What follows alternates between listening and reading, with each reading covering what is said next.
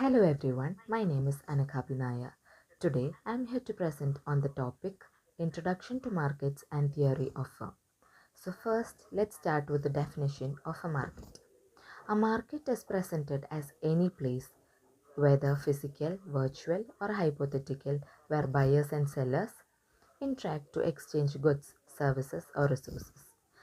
The prices in a market are determined by the forces of supply and demand. Importance of market structure. Understanding market structure is highlighted as a very crucial thing for business decision making because it influences a firm's behavior, pricing strategies, and profitability. The key concepts of a market are price determination, buyers and sellers, types of goods, and economic rules. Price determination. How prices are established. Buyers and sellers. The two primary parties involved in any market transaction, that is, the person who gives and the person who takes. Types of goods. The different categories of products or services exchanged. And economic rules. The various functions and roles played by the participants in an economy. We move on to the next topic, the four main market structures.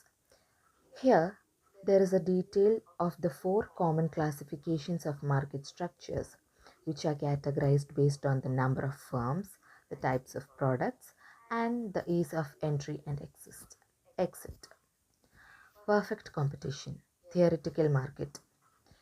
A hypothetical market structure.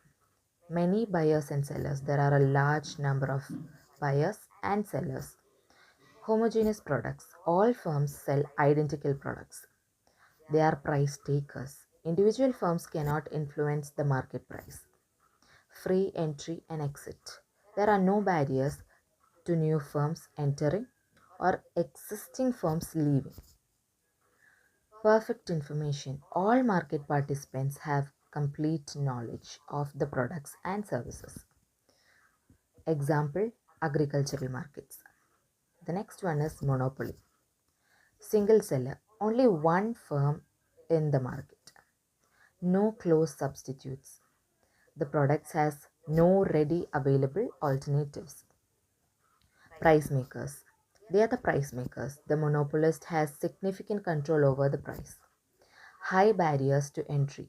Significant obstacles or barriers prevent other firms from entering. Examples. Utility companies, example water, electricity, or firms with exclusive patents or licenses. The third one is oligopoly, dominated by a few large firms, a small number of dominant firms. Homogeneous or differentiated product. Products can be identical or distinct. Interdependence. Firms' actions significantly affect each other. High barriers to entry. There is a difficulty for new firms to enter. Example, airline, telecommunication, and automobile industries. The fourth one is monopolistic competition. Many firms, a relatively large number of firms are participated inside this. Differentiated products. The products are similar but not identical. Example, restaurants, clothing stores, salons. Some control over price. Firms can set prices within a very certain range due to product differentiation. It is relatively easy entry and exist. There are very low barriers compared to oligopoly or monopoly. Competition is through non-price factors. Firms often compete through advertising, branding, quality, and customer service rather than just pricing. Next, we move on to the theory of firms. Definition of a firm. A firm is an entity that purchases inputs, resources like labor, capital, raw materials, and transforms them into outputs such as goods and services, which are then sold for revenue in the markets. Production and costs. This is a major component of the theory of the firm. It examines how firms combine inputs to produce outputs and the associated costs, short run and long run. Short run, a period where at least one input, example capital, is fixed. Long run, a period where all inputs are variable. Constraints. Firms operate under various limitations that affect their decisions. It can include resource constraints, technology constraints, demand constraints, legal constraints, and customer constraints, and also competitor constraints. The primary objective of this firm is profit maximization. Traditional view. In the traditional view, the most common assumption in the theory of the firm is that managers make decisions to maximize the firm's profits. The mechanism. Profit is defined as total revenue minus total cost. Firms maximize profit by producing at the output level where marginal revenue equals marginal cost. Market imperfections. In the real world markets, firms often face imperfections.